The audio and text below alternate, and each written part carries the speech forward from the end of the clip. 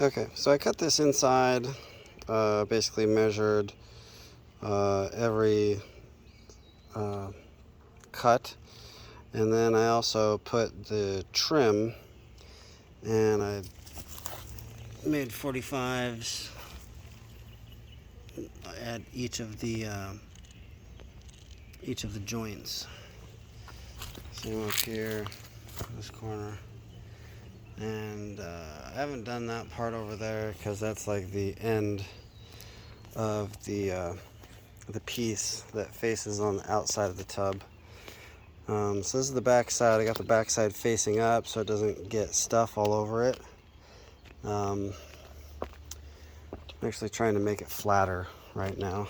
So in here, I'm basically going to put silicone up along there, along this seam here, along that seam there, and along that seam there. And I got my quarter round down there.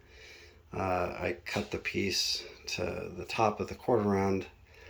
I'll put the quarter round in after I put in the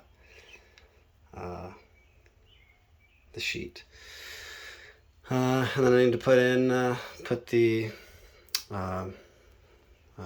what's it called, liquid nails, and that's what I'm going to do now.